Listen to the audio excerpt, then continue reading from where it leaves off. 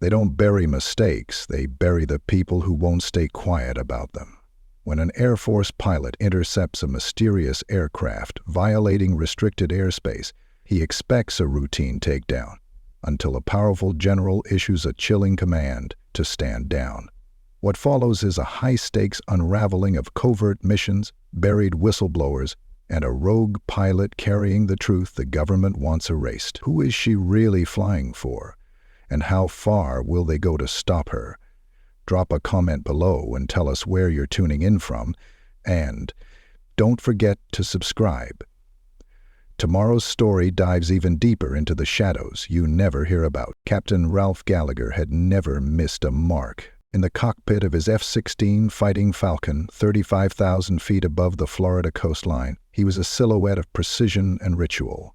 Hands steady on the stick, eyes scanning the horizon like a hawk hardwired to strike. His breathing was as metered as the instruments around him. On paper, he was 33. In flight hours, he was ancient. They called him Ghost around Falcon Ridge Air Force Base, not because he was silent, but because by the time you knew he was there, it was already too late. Viper 17, redirect to new heading. We've got something for you. The voice crackled in from ground control.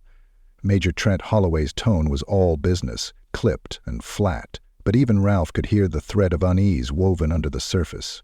Ralph adjusted the throttle slightly and thumbed the comm. Copy. Redirecting, send coordinates. The data uploaded instantly into his HUD. A ping, and blinking, appeared to the northeast, drifting just outside the perimeter of a restricted zone known internally as Black Echo. No fly territory. No exceptions. Not for commercial flights, not for medical. Certainly not for a single-engine civilian Cessna with no transponder, no call sign, and no recorded flight path. Rafe narrowed his gaze. This wasn't some weekend flyer who drifted off course. Whoever was in that cockpit had sailed right into a hornet's nest, slowly, deliberately, like they were daring the hornets to sting. Behind him, a second voice joined the frequency. This is Viper 22. I'm on his wing. Captain Sarah Torres, his wingwoman for the past 2 years. She flew sharp and talked sharper, and Ralph trusted her like he trusted gravity. Constant, tested, absolute. Copy that, Torres. Rafe muttered into his mic. Form up. Let's see what kind of idiot we're dealing with. The two jets banked left in perfect symmetry, slicing through the sky like twin blades. Below them, the Gulf shimmered under the afternoon sun, deceptively calm. Up here, though, tension hummed beneath the fuselage like a taut wire ready to snap. Ralph adjusted the targeting scope to wide angle. The object in question came into view within 2 minutes. A Cessna 208, white with a faded blue stripe along the fuselage. No tail number, no markings, windows dark. Speed? A lazy 170 knots. Altitude? Hovering around 6,000 feet, just brushing the edge of where it absolutely should not be. McDowell Control, this is Viper 17, Ralph radioed. Visual confirmation of unmarked Cessna, no distress signals. No pilot response to hails on emergency frequency. Continuing visual inspection. Roger that, Viper 17. Maintain current position. Orders from base coming soon. Ralph said nothing. Orders were always coming soon in situations like this. The longer they took, the more serious the brass considered the threat.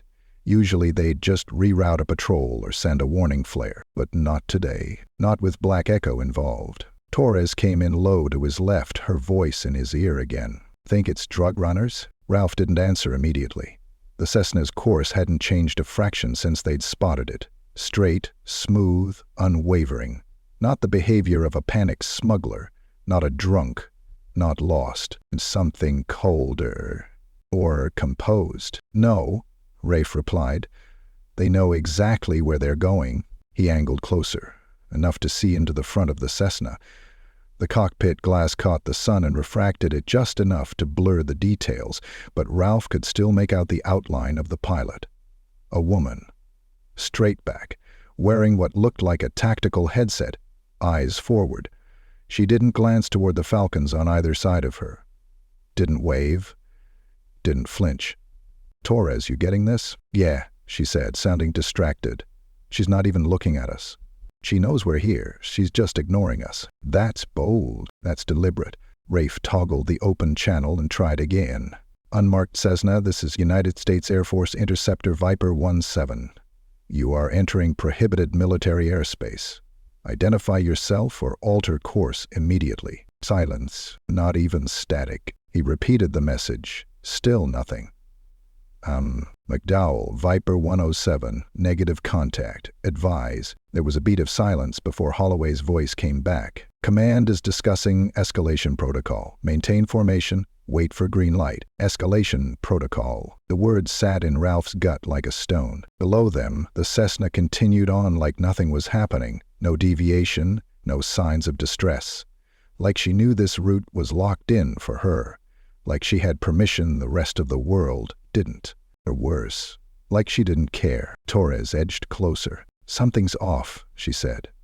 She's flying it too perfect. You think it's autopilot? Could be, or just someone with nerves of steel. Rafe switched back to private channel. Someone who wants to get shot down. I don't like this, Torres said. Feels like a setup. Before Ralph could respond, another voice cut across every channel. Deep, steady, decades older than theirs. It wasn't Major Holloway. It wasn't from the control tower. It was someone higher, much higher. This is General Everett Halston, Viper 17, Viper 22, stand down immediately. I repeat, disengage and stand down. She flies under my authority. That is not a suggestion. That is a direct order. Rafe's blood turned to ice. The channel crackled. Holloway's voice came on seconds later, stunned, confirming, that was General Halston. Viper 17, Viper 22. Stand down, per direct command authority. Return to patrol pattern. Do not engage. Rafe stared at the Cessna, still calm, still silent, still sailing like a ghost into one of the most secure airspaces in the eastern United States. Torres' voice came in, hesitant. Ralph, what just happened? He didn't answer right away, because in that moment, even Ralph Gallagher, the man who never missed a mark, realized he might have just been staring at one he was never supposed to hit in the first place. And worse, he'd been aiming at someone who might be more important than any of them could imagine. He pulled back the throttle and peeled away, the roar of the jet echoing like thunder behind him. Something was in the air, and it wasn't just the Cessna. It was a secret, and secrets Ralph knew had a way of circling back. Ralph didn't speak for the first 10 minutes of the return flight. Even when Torres broke formation just west of Tampa to continue her sweep, even when Holloway radioed back for a status update, Ralph kept his responses short, mechanical, cold. Not because he was shaken, but because his mind was already running at Mach speed, sorting, indexing, replaying the voice that had come over the open channel. General Everett Halston, a man so far up the chain of command that he usually lived in boardrooms and crisis briefings, not the open sky. The last time Ralph had heard Halston's name was in a closed-door briefing nearly 6 months ago, a need-to-know meeting, and even then all Ralph had received was a redacted paragraph and a warning, "Don't ask about Black Echo." He landed at Falcon Ridge with the same precision that made him the top interceptor in the 123rd. But when his boots hit the tarmac, his mind was no longer in Florida. He unbuckled his helmet and tucked it under one arm, squinting up toward the base tower. From this distance, everything seemed normal. No flashing alarms, no swarm of MPs, no scramble crews waiting for fallout. But something wasn't normal. And Ralph Gallagher had spent too long in the air to miss when the wind shifted. Torres met him outside Hangar 4, already out of her flight suit and pulling on a lightweight base jacket. She looked tense. "You hear anything yet?" she asked. "Yeah, you believe that was actually Halston?" He looked at her. "Yeah," he said quietly. "I do." Torres exhaled, pacing in a tight loop. What the hell is a general doing overriding a hot intercept on an unidentified aircraft heading into a red zone? "Not just a general," Ralph added. "The general. You think he knew her?" "He didn't just know her. He claimed her." Torres shook her head, jaw tight. And now we pretend it didn't happen? Before Ralph could answer, a new voice called out across the hangar. Captain Gallagher. Colonel Ray Connors, the operations director, strode toward them with clipped steps and an unreadable face. He wasn't one for small talk, and he sure as hell didn't come out to the tarmac for greetings. That alone set every nerve in Ralph's body on edge. Colonel, debrief. Now, Rafe glanced at Torres, gave a short nod, and followed Connors into the hardened command bunker. The corridor was silent, the kind of sterile quiet that muffled thought. No casual chatter, no maintenance techs, just boots and breath. Inside the secure room, Connors locked the door behind them and motioned for Ralph to sit. He didn't. Sir, Rail said. Before we begin, I need to know— No, Connors cut in. You don't. Rafe's shoulders tensed. You want to know what you intercepted? Connors continued. You want to know why she had no call sign, no transponder, and no file? You want to know why the goddamn head of Strategic Command ordered 2 fighters to stand down in front of a civilian aircraft? Rafe said nothing. Connors stepped closer. I'll tell you what you do need to know, Captain. You obeyed a direct order. You disengaged. You returned to base. That's the extent of your involvement.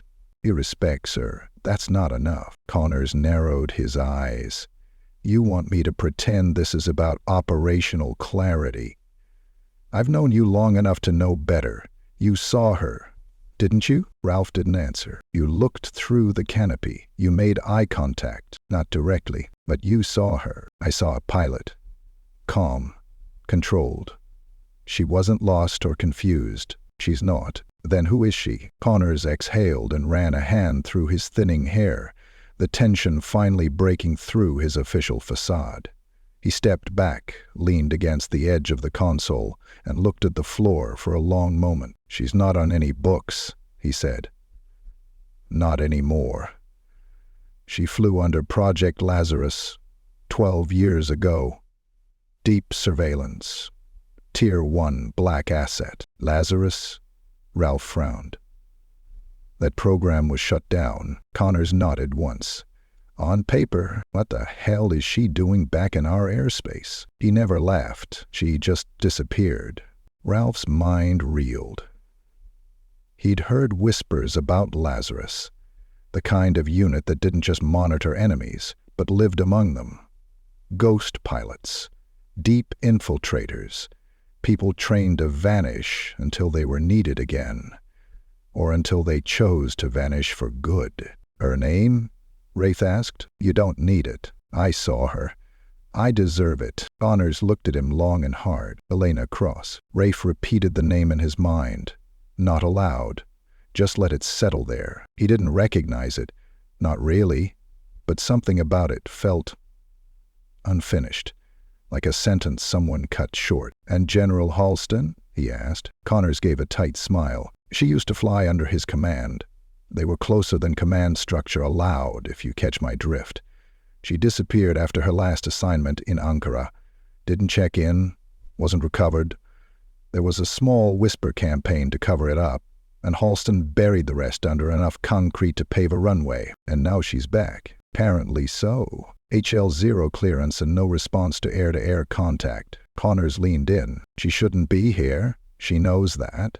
Which means she's either running from something or delivering something nobody wants. On record. Ralph's gut coiled again. Everything about this reeked of the kind of situation that went sideways in a flash. But it was too late to walk away. He'd seen her. That meant on some level he was part of it now, even if he didn't want to be. Is she still on base? Connors paused, then shook his head. Gone. Landed at a classified airstrip just past the Everglades, picked up by unmarked Humvee and 2 men in suits. No manifest filed, no logs updated. We were told to bury the footage. Ralph clenched his jaw. Sir, respectfully, this isn't a ghost story. Someone's flying above our heads, unmarked, with top-level clearance and the full backing of a general. That's not nothing. I agreed. Then what do we do? Connors didn't blink. We do what we're told. You filed the report. You don't mention her name, you don't mention what you saw, you were on a routine training run, nothing more. And if she shows up again, Connors straightened, nations in defense, then you'll be given new orders. The room felt colder than when Ralph entered. He gave a slow nod, turned toward the door, then stopped. She didn't look like someone running, he said. Connors tilted his head. No, She looked like someone finishing something. And then Ralph left. Outside, the sky was softening into twilight. The sun hung low, painting the edges of the hangars in orange and gold. Somewhere out there, Elena Cross was in motion again. No Coulson, no shadow, no past. Just a target that no one was allowed to name. 2 days passed. No chatter. No update. No trace. Ralph Gallagher went back to his routine. Sort of. He flew patrols, did post-light debriefs, drank black coffee in the mess hall, surrounded by pilots talking about fuel loads and tailwinds, but none of it felt right. The world had shifted 2 degrees sideways, and everyone around him seemed unaware. He couldn't stop thinking about her. The Cessna. The steadiness of her flight path, the deliberate silence. The way she never flinched, not even with 2 jets flanking her like wolves. And then the voice. Halston's voice, tearing through the chain of command with 4 words that rewrote everything. She flies for me. Ralph had heard a lot of orders in his life. None of them felt like that one. He didn't sleep well. The kind of dreams that came weren't dreams at all. Just fragments of her silhouette through the cockpit glass. And questions he couldn't shake loose. She hadn't stumbled into that airspace. She wasn't lost. She wasn't confused. She was delivering a message, and he didn't like not knowing what that message was. On the 3rd morning, he stood at the edge of the airstrip before sunrise, watching the tarmac shimmer in the dim blue haze. A storm was rolling in, far enough not to scrub flights yet, but close enough to paint the horizon in bruised grays. The sky looked like it was holding its breath. He didn't notice the footsteps behind him until the voice spoke. You ever hear the story of Echo Flight 7? It was Chief Petty Officer Mark Rudd, older, grizzled, usually buried under a mountain of radar data or muttering about maintenance logs.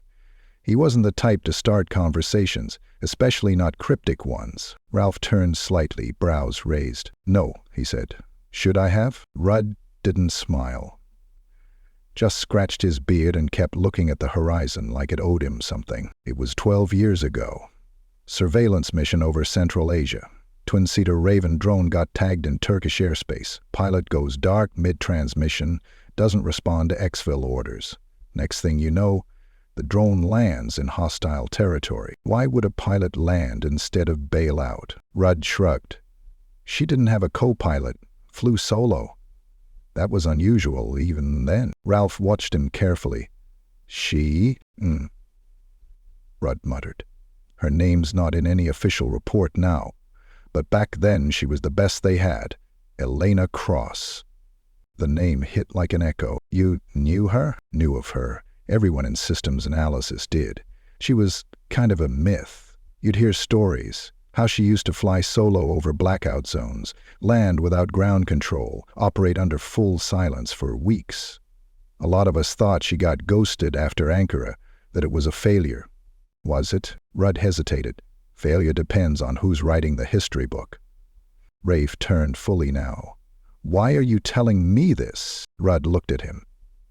There was a glint of something behind his tired eyes. Not warning. Not threat. Something closer to regret, because I've seen your flight logs, he said, and I know what you saw wasn't an accident.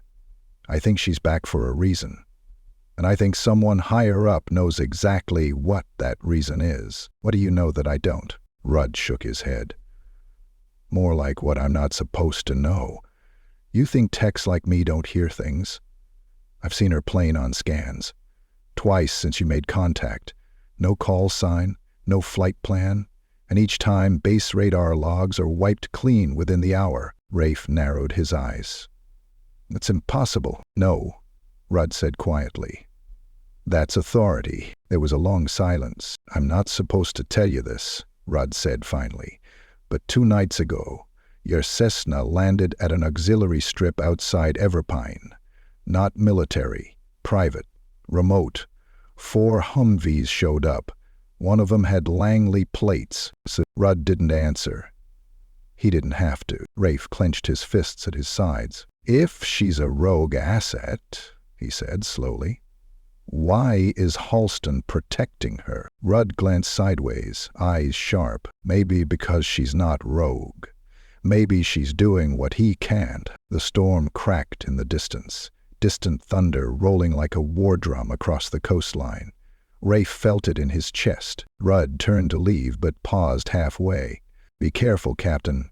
You go looking for ghosts, sometimes they find you first. And he walked away. That night, Ralph went back to his quarters and opened a file he wasn't supposed to have. A copy of his flight telemetry from the day of the intercept. He watched the playback like it was a confession. The vectors, the flanking. The moment he had her lined up in his scope, finger hovering over the trigger switch, eyes locked on that glint of sunlight across her cockpit. She didn't flinch. She never even looked at him. But in that moment, he felt something shift. Like she knew exactly what he would do. Like she had already calculated the intercept time, the stand-down delay, even the second Halston would break protocol. She wasn't just calm, she was in control. He leaned back, shut the file, and stared at the ceiling for a long time.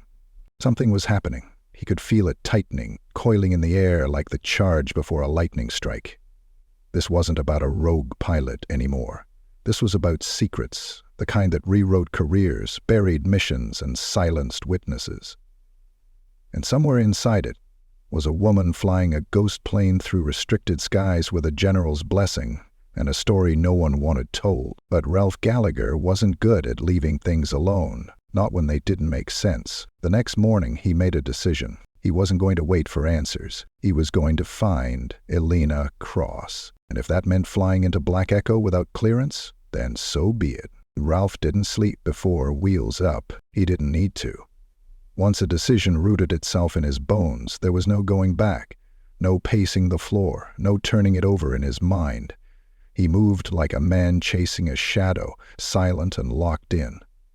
By 400 he was on the flight line, standing beside an F-16 he had no business prepping, hands already slick with oil and adrenaline. The official flight roster still listed him as standby for the week, but that didn't matter. If someone in operations noticed, they hadn't raised hell yet, and if they did, he'd already be above the cloud line by the time anyone tried to stop him. He wasn't deserting, not exactly, but he sure as hell wasn't asking permission. The canopy hissed shut above him. He strapped in, flipped the master switch, and listened to the aircraft come to life like a war drum stirring from slumber. For a moment, it was just the whine of systems, the humming of circuits, and the cold clarity of what he was about to do. His comms were dark.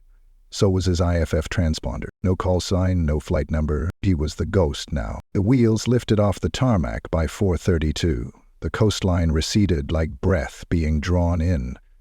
He banked east, toward the Gulf, toward the dead zone known as Black Echo, the place where Elena Cross had flown with purpose, where the rules bent for her like steel in fire. He had no idea what he was expecting to find, but he knew she would be there. By 5:04, the sky ahead of him began to shift.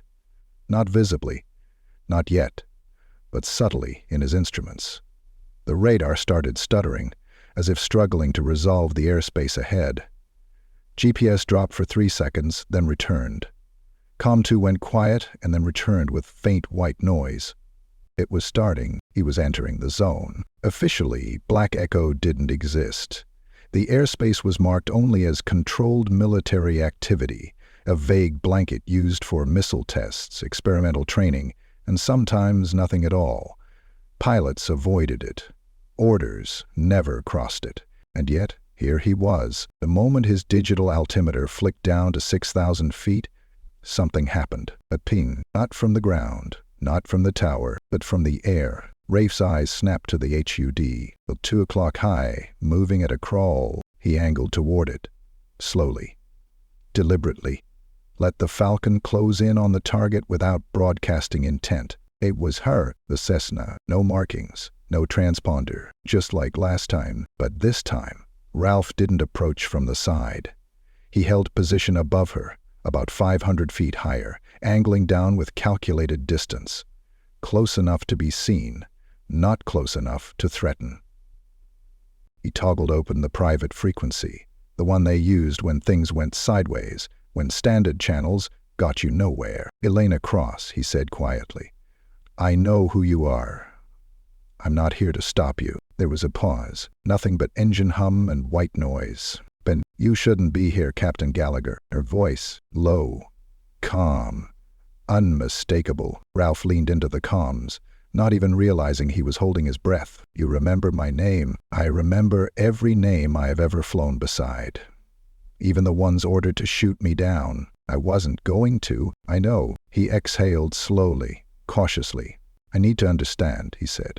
"Why are you doing this? Why now?" Another long pause. "You don't get it yet, do you?" she said. "You think this is about me, about Halston, about ghosts from some mission file the Pentagon forgot to lock up, but it's bigger than that. What I'm flying, it's not cargo, it's not data. It's truth." "What truth?" "Too big to land on a runway." He squinted into the horizon.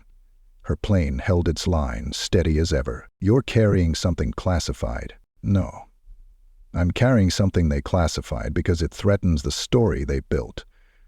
Stories about who the enemy is, about what we've done, about what we're willing to hide." Ralph's pulse kicked. "Elena, if you're trying to leak something..." "I'm not leaking. I'm delivering." "To who?" "To the only people who haven't sold their conscience for clearance codes." He didn't respond. Not yet. Then a sharp, thunderous snap cracked through his headset. A new voice, authoritative, heavy with command. "Viper 17, this is General Everett Halston. You are ordered to disengage immediately." Ralph's breath froze. It was him. Live. Real time. Not a recording. "General," he said, voice tight. "I initiated this contact on my own. No hostile intent. I just needed to..." "I said disengage, Captain. You are operating out of protocol and without authorization." "I have a visual on Elena Cross." "Then you've already seen more than you were meant to." Ralph's grip on the control stick tightened. "Respect, sir. This isn't right. If she's rogue, why hasn't she been grounded? Why are we protecting her?" There was silence on the line. A beat. Two. Then Halston spoke again. "He's not the rogue Gallagher, we are." Rafe blinked. "Elena's doing what I can't anymore. What no one with stars on their shoulders has the freedom to do. She's finishing a mission they buried 12 years ago, and if you don't back off right now, they'll bury her again." Rafe stared down at the Cessna. It hadn't flinched, hadn't deviated, still slicing through the cloudless sky like it belonged to her. He spoke into the mic again, softly this time. "What happens if I follow her?" Another pause, and then Halston, the most powerful man in strategic command, gave an answer that chilled Ralph more than anything else that day. "Then you'd better be ready to disappear." Rafe broke off the throttle, peeled right, fell back, watched her vanish into the low horizon, like a ghost reclaiming her airspace. He never saw the Cessna again that day, but her voice lingered, so did Halston's, and something deeper, the unmistakable ache that came when you realized a truth was out there, just out of reach, flying against the wind, untouchable by law or rank or protocol. For 3 days, Ralph Gallagher didn't speak about the second intercept. He didn't file a report. Didn't submit telemetry. Didn't mention to a soul that he'd heard Elena Cross speak in her own voice, or that General Halston had stepped in again, this time with the kind of warning that wasn't printed in handbooks. Not because Ralph was afraid of consequences, not because he believed in following orders without question, but because he knew now the truth wasn't going to come through the chain of command. It was going to come through her, and she was still out there, flying somewhere between classified skies and the last strands of uncut silence. Torres noticed first. "You're quieter than usual," she said over breakfast in the mess, stirring powdered eggs with a plastic fork. "Not that you're ever chatty, but this is next-level brooding. You got something on your mind, Captain?" Rafe glanced around. No one was sitting near them. The low drone of morning news on the wall monitor did enough to blanket ambient sound. He leaned in, just enough to lower his voice. "I saw her again." Torres stopped chewing, fork frozen halfway to her mouth. "You intercepted her?" "I found her. Over Black Echo." "Are you out of your mind? That airspace is locked down tighter than a submarine hatch." "You went into it?" "I went above it," Rafe said quietly. "Long enough to get eyes on her. Long enough to hear her speak." Torres lowered her fork. "He spoke to you?" Ralph nodded once. "And Halston spoke to me too." Her eyes widened slightly. Torres leaned back in her chair, lips pressed in a flat line. "And let me guess, he told you to disengage?" "Told me she's finishing something no one else can." Torres blinked. "And you believe him to grab him?" "I don't know what I believe yet. But I know when someone's not lying, and she wasn't." "No." They sat in silence for a while, just the two of them, shoulder to shoulder in a world that seemed to be unraveling outside their radar range. Then Torres said what Ralph had been circling since the first intercept. "She was supposed to be dead." He looked at her. "Elena Cross. You know her?" "I didn't. Not personally. But I heard her name back in flight school. Whispered, usually. Ghost stories passed around between instructors. She was a legend. Woman who flew into the eye of Iran's northern airspace without backup. Delivered intel on a Russian shipment that saved 6 American lives. Then vanished during an exfil op in Ankara. The record said, mission compromised. That's usually code for body never recovered. She wasn't dead. "No," Torres said. "She was just invisible." They didn't talk again until much later. That afternoon, Ralph received a coded message in his inbox. Not through official command, not even through internal military channels. It came through a legacy system, used back when he'd done a short rotation in signals intelligence training. The subject line was blank. The message contained just a series of coordinates, a time, and one line of text. "If you still want to know the truth, bring no one." He didn't ask Doris for permission. He didn't ask Connors for leave.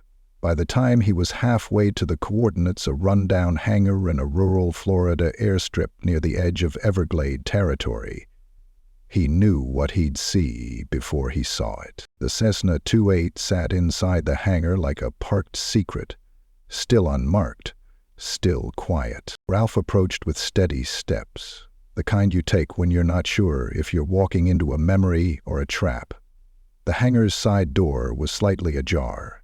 No guards, no alarms, just rusted metal and warm, still air. She was waiting, not in uniform, not in flight gear, just jeans, a dark green zip-up jacket, and combat boots scuffed to hell.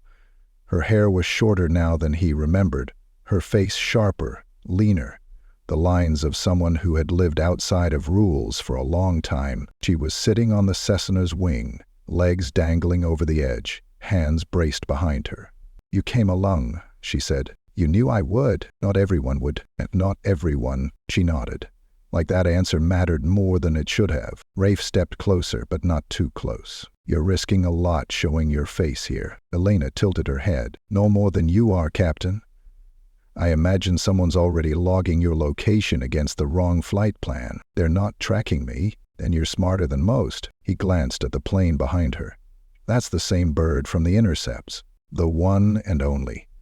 Stripped it down and rebuilt it in a rented garage 2 years ago. It flies without a signature. No ID, no tags. Just air and intention."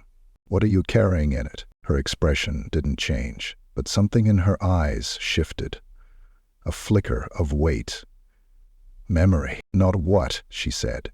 "Who?" Rafe stilled. "There's someone with you?" She nodded once. "I rescued a whistleblower 3 weeks ago from a black site in the Middle East. He was being held without trial, without official record, interrogated for 15 months by a private contractor with Pentagon funding. His only crime was refusing to authorize a drone strike on a civilian hospital. I don't need to tell you how that kind of truth gets buried. Ralph felt the chill ripple up his spine. Elena, they sent me in because I owed Halston a favor. I owed myself a favor, too. I've seen enough lies to last 10 lifetimes. I wanted to stop one. You smuggling him out of the country? No. I'm smuggling him into the truth. There's a journalist waiting in D.C., someone I trust. He's going to tell his story. That's treason, Ralph said, even though his voice didn't carry conviction. It's only treason if the enemy's wearing your flag. He didn't respond. Elena hopped down from the wing, boots hitting the floor with a soft scrape. I didn't plan to involve you, she said. But you saw me. Twice.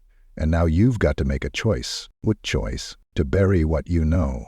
Or help me finish this. Rafe looked at her. Really looked at her. The scar just above her eyebrow. The quiet defiance in her posture. The calm resolve in her tone. And he realized then she wasn't a rogue pilot. She was the last good soldier in a war no one wanted to admit was happening. He didn't give her an answer. Not yet. But he didn't walk away either. Rafe sat on the open cargo ramp of the Cessna, legs hanging over the edge, boots swaying just inches above the cracked concrete below. The hangar was quiet except for the faint groan of wind through rusted seams and the soft tick-tick of cooling metal from the plane. Elena was inside, double-checking her avionics for the 3rd time since sunset, her hands moving with muscle memory honed over a lifetime of flying alone. But it wasn't the aircraft she didn't trust. It was the silence. The calm before something inevitable. Rafe stared into the dark, lit only by a swinging utility lamp and the soft edge of moonlight slicing across the hangar floor. He wasn't supposed to be here. He wasn't supposed to know what he knew. But the truth had a habit of dragging the right people into the wrong places, and now that he was here, there was no turning away. He ran a hand over his jaw, rough from 2 days without sleep and the weight of too many secrets pressed against his chest. She doesn't talk much, came Elena's voice behind him. He turned. Elijah, she added. The man we're carrying. He hasn't said a word since we left the site, just writes in a little leather notebook, sketches mostly. I think the last few months broke something in him. Why was he taken in the first place? Elena sat across from him on the ramp, back against the fuselage. Because he said no. To what? To targeting a hospital in Syria that the agency claimed was being used by insurgents. Intel was weak. Cross-referenced satellite images were inconclusive. He hesitated, delayed the strike order by 10 minutes. In that time, the footage was reviewed, confirmed to be a civilian maternity wing. He made the right call. They pulled him anyway, labeled him compromised. Ralph shook his head slowly, fury smoldering beneath his expression. How deep does this go? Deep enough that nobody asked questions. Deep enough that disappearing him was easier than admitting a mistake. And Halston, Found out 6 months ago, someone smuggled out a redacted transcript. He traced it to a contractor, Helios Directive, one of those privately run ops buried under advisory budgets. Too dangerous for oversight, too protected for justice. Halston tried to raise alarms, but everything came back sealed. So he went quiet. And he reached out to me. Because you're off the map. Because I stay off it. Rafe leaned forward, arms braced on his knees. So, what now? We take him north. He has a brother in Vermont, former JAG lawyer turned activist. From there, we get him to D.C. quietly. He gives his testimony, the tapes follow. There are others backing him up, names that haven't surfaced yet, people willing to talk if someone goes first. And you think one voice will be enough? I think it has to be. The wind picked up, rattling the hangar doors. Ralph stood, his silhouette tall in the fractured light. You could have handed this to someone else. You didn't have to fly this yourself. I don't trust anyone else to finish what I start. He looked at her. Really looked. Her eyes were tired, yes, but clear. Clear in the way only people who'd faced the dark without blinking could be. There was no ego here. No martyrdom. Just purpose. a burden she'd chosen to carry because nobody else would. He pulled a folded document from his jacket pocket. "What's that?" she asked. "My last mission brief. Before all of this. I had a feeling this might not be just about flying blind." She opened it slowly, her brow furrowing. "This is from McDowell Control. Keep reading." Her eyes scanned the lines, then stopped. She looked up at him. "You were tasked with engaging my aircraft?" Ralph nodded once. "Lethal authorization pending confirmation of threat classification. If I hadn't hesitated, if Halston hadn't stepped in, he'd have taken the shot." He didn't answer. He folded the paper and handed it back. "I appreciate that you didn't." "I didn't because you weren't hostile," he said. "And I trusted my instincts." Elena gave a faint smile. "That instinct might have just saved a life. Maybe more." He looked toward the plane. "Elijah, if what you say is true, he's carrying the fuse to a powder keg. Exactly why we can't fail." They sat in silence again, the kind that settled like a pact between soldiers. Unspoken, understood. Then a distant sound broke through the quiet.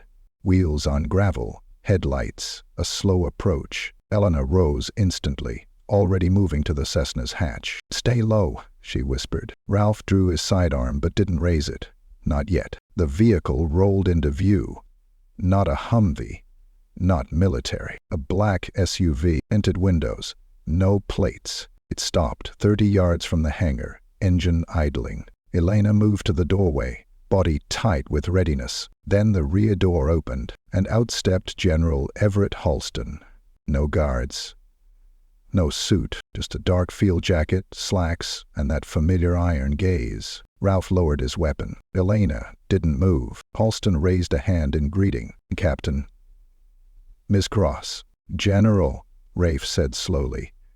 "This is a surprise." Halston stepped inside, his boots echoing softly. "I wasn't followed," he said. "Didn't even come from base. Took a rental off book. I had to be sure you were still alive." "I'm alive," Elena replied. "And so is Elijah." Halston nodded, lips tight. "I thought they'd scrubbed the op before you got stateside. They're spooked. Helios pulled half their teams out of country last night. Someone inside knows you're here." "Then we don't have long," Rafe said. "No," Halston agreed. "You don't." He handed Elena a drive. "What's this?" she asked. "Insurance?"